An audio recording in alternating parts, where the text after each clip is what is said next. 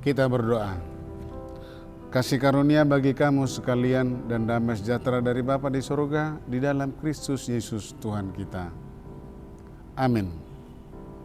Sahabat rohani HKBP Jatinegara, firman Tuhan yang menyapa kita di pagi hari ini dari Injil Matius pasal 5 ayat 16. Demikian firman Tuhan. Demikianlah hendaknya terangmu bercahaya di depan orang, supaya mereka melihat perbuatanmu yang baik dan memuliakan Bapamu yang di surga. Pemirsa Saroha, nas ini adalah mengawali sebetulnya apa yang disebutkan dengan khotbah Yesus, khotbah di bukit. Yesus menginginkan supaya kita pengikutnya, supaya setiap orang yang mengikut dia hidup di dalam terang. Hidup di dalam terang berarti kita berani menyatakan kebenaran, berani menyatakan keselamatan yang telah Yesus nyatakan, yang telah Yesus perbuat dalam hidup kita. Karena itu, marilah kita melakukan perbuatan dan karya keselamatan dimanapun kita berada. Melakukan perbuatan dan karya keselamatan bukanlah untuk cari nama, bukanlah untuk sebuah prestise, tetapi melakukan perbuatan dan karya keselamatan di mana kita berada dalam berbagai profesi yang kita kerjakan, karena Tuhan menginginkan kita supaya bercahaya di depan orang lain melalui perbuatan dan karya keselamatan yang kita kerjakan. Orang merasakan cahaya sinar terpancar melalui apa yang kita kerjakan.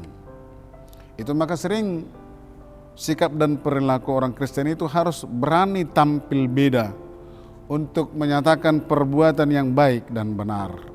Karena melakukan perbuatan yang baik dan benar itu seringkali mengalami mengundang dan mengandung tantangan dari orang-orang yang jahat. Memang sulit untuk menyatakan terang yang sesungguhnya, pasti ada yang menutupi terang itu, dan banyak orang yang tidak menyukai terang itu, antara lain si jahat tadi. Nah itu, karena itu kita harus berani, karena itu kita harus kuat, sabar dan tetap di dalam doa.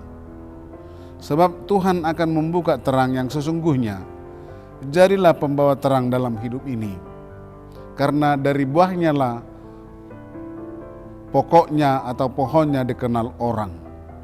Kita harus mampu menjadi anak Tuhan yang membawa terang, harus jujur dan harus berani berjuang, mau berkorban untuk mengungkapkan kenyataan yang sebenarnya, yang mau bersaksi tentang kebenaran-kebenaran Tuhan. Walaupun kita awalnya sering misalnya berdusta, melalui firman Tuhan ini kita akan secara sadar dan merubah sikap, memperbaharui diri. Ketika menyadari posisi kita sebagai anak-anak Tuhan, hanya penderitaan yang akan terjadi untuk bersaksi yang benar. Itulah perjalanan hidup orang yang dalam terang Kristus.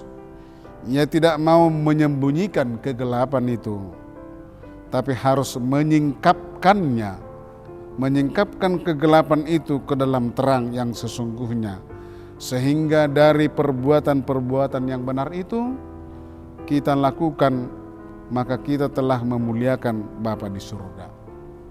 Sahabat rohani, marilah kita hidup dalam terang Kristus, karena untuk itulah kita dipanggil. Terang itu harus menyinari kegelapan, sehingga kegelapan itu menjadi terang benderang selama-lamanya. Tuhan Yesus memberkati. Amin.